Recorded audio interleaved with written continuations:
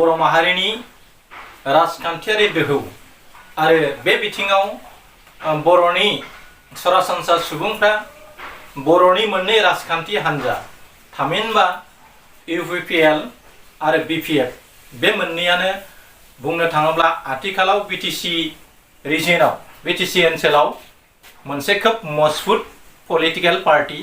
बे मोननैनि गेजेराव मोनसेया गुबुन मोनसेखौ खोथाजों गाग्लोबलायनाय बा प्रेक्टिकेलि खायसे बिथिङाव दाङाबाजि जालायबाय थानायखौ जोङो सिगांनि बुब्लिनिफ्रायनो नुबोबाय थादों आरो आथिखालाव माखासे ससियेल मिडियाफ्राव बिथाङा हाग्रामा महिलारिया आरएसएसनि साधु थारनिबा नागपुराव थांनानै बिथाङा सासे साधुनाव शरण लाहैनाय खोथा लोगोसेयावनो बिजेपि गभर्नमेन्टआ बिथाङा गांसे लाइजामनि जोहै इउपिपिएलनि माखासे जाख्ल'नाय सोबख'नाय नासयनायनि खोथाखौ लानानै बिथां प्रमद बर'नि सायाव अबजेक्सन होनाय एबा दाय जाबसिननाय बे खोथाफ्रा रोखा रोखा बे राइटिं पेडनि जोहै नुजाथिदों। नाथाय बे राइटिं पेडआव मोनसे जों बे राइटिंफोरखौ जों खोब मोजाङै फरायना नायोब्ला नुनो मोनगोन बे राइटिं पेडनि जि बक्सआव होनाय जि लेंगुवेज बे लेंगुवेजाव मोनसे ओरैबायदि बर'फोरनि गेजेराव डिभाइड एन्ड रुल मोनसे पलिटिक खालामनो थाखाय बेखौ खालामनाय बायदि नुदों। आरो गिबि बुब्लियाव जों बिथां हाग्रामा महिलारिनि दिनाव गोबां ख्रिस्टियान एमसिएलएफोरखौ जों नुबोदों आरो बै बिथिङाव बिथां हाग्रामा महिलारिया बिटिसि ओनसोलाव गासै हारि माहारिखौ लानानै बिथाङा 17 बोसोर सासन खालामबोदोंमोन। बे सासन खालामनायाव बिथांखौ जोङो धोरोमखौ फाराग लानानै बिटिसिखौ सालायनायखौ जों नुनो मोनाखैमोन। बे बिथिंखौ नायोब्ला बिथां हाग्रामा महिलारिया खम समनि गेजेरावनो बिदि सोलायनानै दि ख्रिस्टान कमिउनिटिनि मानसिफोरखौ नागारनानै दि बिपिएफखौ मोनसे मजबुत पलिटिकेल पार्टी बिटिसि रिजनाव खालामनो हागोन बेखौ जों नुहुरना। राजखान्थियाव मोनफ्रोमबो हारि माहारिनि राव धोरोम हारिमुखौ गोबानानैसो बे हान्जाफोरखौ बे पार्टीफोरखौ मजबुत खालामनो हायो। बे बिथिंखौ नायोब्ला बिरोधी हान्जाफोरनिबो आखाइ दं होननानै जों साननो हायो। आरो बै राइटिं पेडखौ नोंथाङा फरायना नायोब्ला उइथिन बक्सआव जि सोदोबफोरखौ किपटेड खालामदों बियो जोंनि बर'नि गेजेरावनो बर'खौ गावजों गाव दाङाबाजि खालामनानै जोंनि गेजेराव राजखान्थियारि खैसारि खालामनानै बर'नि जि खौसेथि बेखौ नोरजिया खालामनो नाजानाय बादि जों नुनो मोनदों। जाहाथे बियो नंगुबैयै थार जुदि बिथांनि लाइजामाव दङब्ला दंमारोमोनब्ला दा जोङो अरिजिनेल बबे ससियेल मिडियायाव जि फोसावनाय राइटिं पेडजों आरो बिजेपिनो होनाय जि राइटिं पेडनि जि लेटार पेडआव लिरनाय सोदोबजों बेजों एडजास्ट जागोन ना जाया बेखौ बिथां हाग्रामा महिलारि थामहिनबा बिपिएफनि दैदेनगिरिफ्रासो बुंनो हासिगोन। नाथाय मोनसे जाथिनि गेजेरावनो सोरबा ख्रिस्टान सोरबा हिन्दु सोरबा बाथौ बेखौ लानानै जोंनि बर'नि खौसेथिखौ जों फोजोबना लानो नागिरोब्ला जोंनि गेजेराव खोब दुखुनांथाव थासारि सोमजिगोन। मानोना जों गासैबो बर'आनो जों बर' रावखौनो रायलायो। बर'नि राव हारिमु सोदोमस्रिखौ लानानैनो गोदोनिफ्राय बर'फ्रा धोरोमाव फाराग दंलायोब्लाबो जातिनि खौसेथिनि बिथिङाव जों खौसेयैनो जातिनि थाखाय नांबोबाय थादों। आरो दुलाराय बर' फरायसा आफादनि जि गागि दैदेनगिरि बड'फा उपेन्द्रनाथनि समनिफ्रायनो ख्रिस्टान बाथौ हिन्दु ब्रह्म बा जयगुरु गासै माहारिनि धोरोम लानाय बर' सुबुंफ्रा माहारिनि जेंनानि सायाव गाव गावखौ बावसोमबोदों आरो गोबाङानो रुंसारि जाबोदों। बे बिथिंखौ नोजोर बोनानै नायोब्ला जों जोंनि गेजेराव जाहाथे दाङाबाजि जालायनाय धोरोमखौ लानानै गावजों गाव बेले बेजे सानलायनाय बेफोरखौ जों लाबोनाङा। मानोना भारतआ मोनसे गुवार गणतन्त्र रायजो।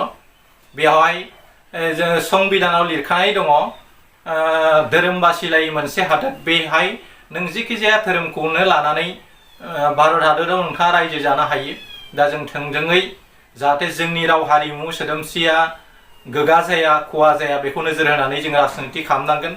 मानोना बर'फ्रा मोनसे माइनरिटि जाथि, जों जेसेबां सुबुं बिसार थानांगौ बेसिम जों सहैनो हायाखै। फारसेथिं बिटिसि आव जोङो ट्राइबेल बेल एन्ड ब्लकखौ बेस खालामनानैसो जों माखासे MCLA EM देरहाबोबाय दङ। बे रिजार्भेसन थानायनि थाखायसो। नाथाय सुबुं बिसानखौ नायोब्ला जोङो अबर'नि थामहिनबा नन बड'नि बिसानखौसो जों बांसिन नुनो मोनो। दा बेखौ नोजोर बोनानै जों खामानि मावनांगोन। फारसेथिं जों बे खम सुबुं बिसान थानाय जाथिया गावजों गाव बेबादि नासयलायनाय गादबलायनाय जाबाय थायोब्ला जों बिटिसिखौ मजबुत खालामनो हानाय नङा। आरो जायफ्रा ससियेल मिडियायाव बिथां हाग्रामा महिलारिनि जि बिपिएफनि राइटिं पेडआव लिरनाय बा प्रमद बर'नि सायाव जि बिथाङा माबा होदों, जाख्ल'नाय सोबख'नायनि सायाव बिथाङा जि अजद दैखांदों, बे अजदनि होनाय लाइजामाव बै धोरोमखौ लानानै जि बर'खौ बिपिएफनि हान्जाया प्रमद बर'आ खृष्टान धोरोमारिफोरखौ लानानै बिटिसिआव राजनिति खालामनो नागिरनाय आरो खृष्टानाव गोबां बर'फोरखौनो बास्लायहोबाय होननाय खोथाया रोखा जादों। बे बिथिंखौ नायोब्ला आं दहाय सावरायनाय बादि जोंनि गेजेराव बेबायदि गोरोन्थि बुजिलायनाय जागोन, जाहाथे जोंनि गेजेराव गासैबो धोरोमाव जियानो थायाथों मानो जोङो हारिनि खौसेनि बेलायाव जों खौसेथि होननानै जों साननांगोन आरो मावनांगोन। अब्लासो जोंनि हारिया थांनानै थागोन। मानोना बिथां बड'फाया बुंदों लिभ एन्ड लेट लिभ, थां आरो थांनानै थानो हो मोन्थोरनि गेजेरजोंसो जोङो हारिखौ खोमथा खालामनो हागोन। नङाब्ला जों बेबायदि डिभाइड एन्ड रुल खान्थिजों थांबाय थायोब्ला जोङो मोनसे समाव खोब हारिनि खहा मावनाय जागोन। दा बेखौ दा मावथों। आरो आथिखालाव जों नुनो मोनो बिथां प्रेम सिंहनि दिनावबो प्रेम सिंह ब्रह्म बिथाङा बिएससिनि चिफ बिथाङा मोनसे समाव बिएससिखौ सालायनायाव गोबां बेले बेजेजों मोगा मोगि जानांदोंमोन। बे जाउनाव हितेश्वर शइकियानि आथिं हमै हमै बिथाङा बिएससिखौ सालायदोंमोन। बै समावबो जोंनि चिफफोरखौ बेबादि मालाय जातिनि दैदेनफोरखौ खुलुमथाव सासन खालामनो नाजानायखौ जों नुनो मोनो। नाथाय खुलुमनायनिबो मोनसे सिमा दं। नाथाय आथिं दांनानै सोरखौबा खुलुमथारनाय बा उमुक हान्जा नङाब्लानो जोङो राजखान्थि हान्जाखौ जोङो बासायनो हानाय नंला। बेबादि सरन लानानै गावनि गादिखौल' जुदि रैखाथि खालामनो थाङोब्ला जातिया थांनाय नङा। मानोना जोङो सनमान होनायनि जोहैबो जों पलिटिकेल पार्टिखौ दानो हायो बा गावनि इमेजखौ रैखाथि खालामनो हायो।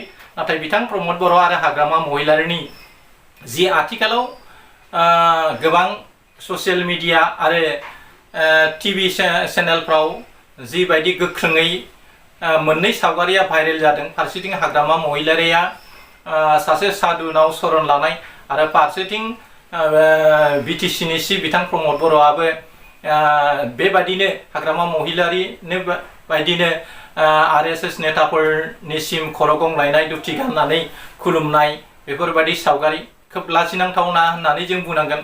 मानोना बिथांमोननि सायावनो बिथांमोना जाहाथे बर'नि गेदेर गोलाव आरो बिथांमोनानो आथिखालाव बिटिसिनि मजबुत पलिटिकेल पार्टिनि चिफ आरो MCLA फोर। दा बेखौ नोजोर होनानै नायोब्ला जोङो बेबादि जाथिखौ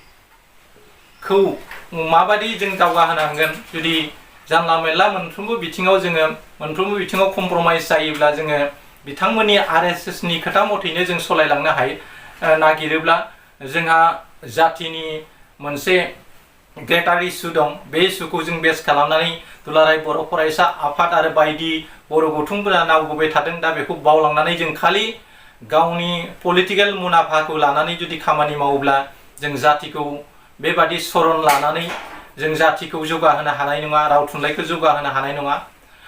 दा बिथांमोना पार्सनेलि बिथांमोना सरन लाहैदोंब्लाबो जिहेतु बिथांमोना मोनसे बेनाराव दङ। बे बेनाराव थानाय हिसाबै बिथांमोना जाबादि सरन लाहैदों बे खोब बर' जातिनि थाखाय साननो लागा दङ। बिथांमोना सरन लायोब्ला जोंनि बाथौ धोरोमनि नेताफोरनियावनो जोंनि बाथौनि गेजेरजोंनो बेफोरबादि सरन लानानै दिक्षा लानानै जों खामानि मावनो हानायनि जोंहा लामा दङ। जोंहाबो निजा राव थुनलाइ हारिमु सोदोमस्रि आरो धोरोम दङ। जोंनि धोरोम बिथायाबो एथबां लोरबां नङा।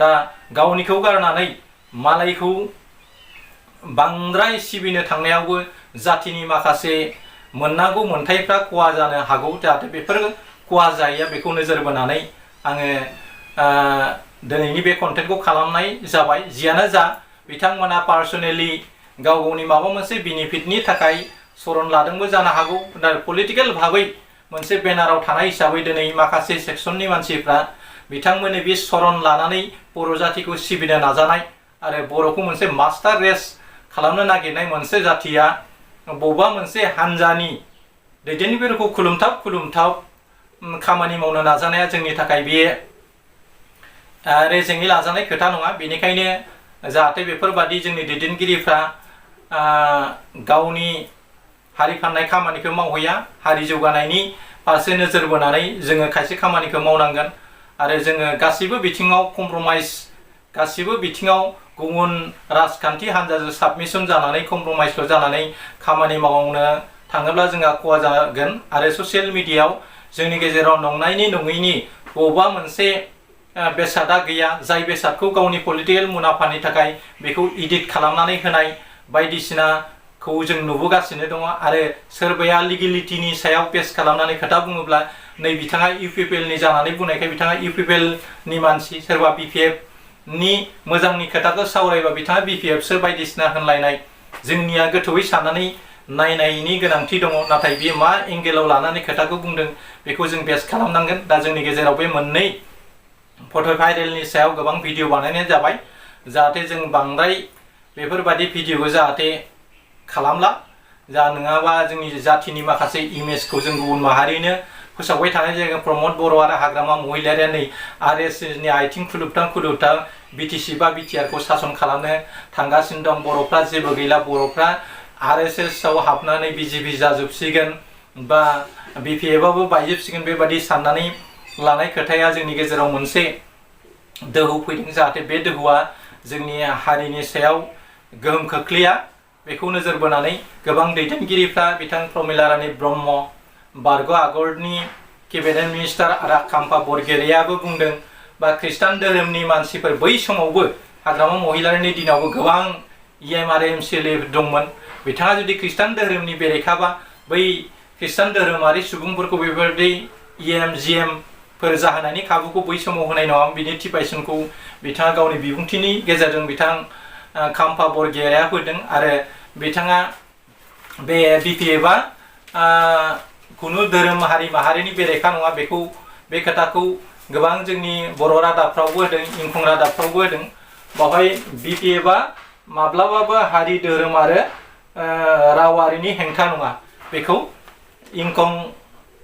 इंखं रादाबावबो थामहिनबा बिजिनिफ्राय दिहुननाय सानसेयारि बड'लेण्ड इंखंआवबो बेखौ रोखायै बिथां खाम्फा बरग'हाइया बुंनाय जादों। बेफोरबादिनो गोबां इउटुब चेनेलफ्रावबो बिथांमोना बेफोरनि स्पष्टखौ होबाय आरो बेखौ एडिट खालामनानैसो होनाय जादों होननानै बिथां खाम्फा बरग'हाइया बुंनाय जादों। आरो गुबुन फारसेथिं बिपिएफ हान्जाया माब्लाबाबो बिजेपिआव हाबनाय नङा, नाथाय माबा मोनसे खामानि मावनो थाखायसो बिथां हाग्रामा महिलारिया बेफोरबादि खामानि मावदों जानो हागौ बेखौ बुंदों। आरो बिथांमोना माब्लाबाबो हाग्रामा महिलारिया बिपिएफखौ गारनानै गुबुन पार्टिखौ थांनाय नङा होननानै बिथां खाम्फा बरग'हाइया बुंदों।